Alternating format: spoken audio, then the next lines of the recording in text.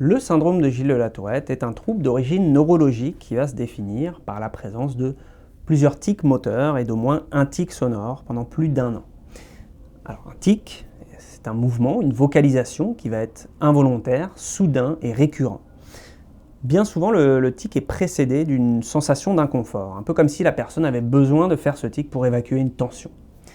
On va avoir d'un côté les tics moteurs qui vont être plus ou moins complexes.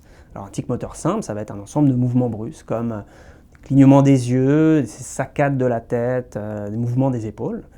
Mais le tic moteur peut être plus complexe, comme une séquence de gestes qui va être répétée toujours de la même manière. On pourrait imaginer quelqu'un qui, par exemple, se gratte le visage, puis par la suite ajuste les branches de ses lunettes.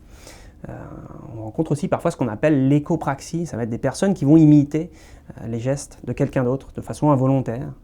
À côté de ça, on a les tics sonores. Alors, les tics sonores également peuvent être plus ou moins complexes. Dans les tics sonores simples, on va avoir notamment raclement de gorge, tout sautement, des sifflements. Mais le tic sonore peut être également plus complexe. On va retrouver ce qu'on appelle par exemple l'écholalie. Ce sont des personnes qui vont répéter ce qu'une autre personne vient de dire, ou qui vont répéter à plusieurs reprises des slogans publicitaires. On a parfois aussi des personnes qui vont répéter ce qu'eux-mêmes viennent de dire, un peu comme un écho. Le tic le plus connu et le plus médiatisé, c'est ce qu'on appelle la coprolalie. La coprolalie, c'est l'émission de mots obscènes, des insultes. Alors, il faut bien comprendre que le syndrome de Gilles de la Tourette, ce n'est pas forcément ça. C'est d'ailleurs assez rare, la coprolalie, ça concernerait 10 à 30% des personnes qui souffrent d'un syndrome de Gilles de la Tourette.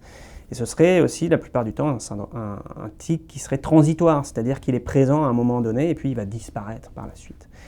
D'ailleurs, on a une évolution assez typique dans le syndrome de Gilles de la Tourette au niveau des tics.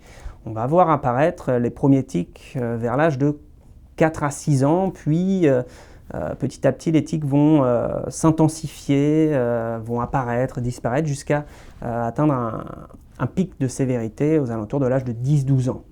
Puis par la suite, à l'adolescence et à l'entrée à l'âge adulte, ces tics vont diminuer, parfois même disparaître totalement chez la personne.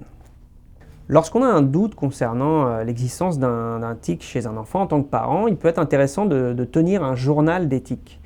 Alors, sans en informer l'enfant pour éviter de l'inquiéter, ce qui va être important de faire apparaître dans ce journal, ça va être la date d'apparition du tic, sa description, sa fréquence également. Est-ce que c'est un tic qui est quotidien? Est-ce que c'est occasionnel, une fois par semaine? Le moment d'apparition de ce tic aussi va être important de faire apparaître. Est-ce que c'est quelque chose qui est plus présent quand l'enfant est en situation de concentration, pendant ses devoirs ou en regardant la télé, ou c'est plutôt présent dans des situations de stress, comme par exemple avant d'aller à l'école? Et puis, éventuellement faire apparaître dans le journal la date de disparition du tic. Ceci aidera grandement le professionnel, que ce soit le neuropsychologue ou le pédiatre, à poser un diagnostic de manière fiable.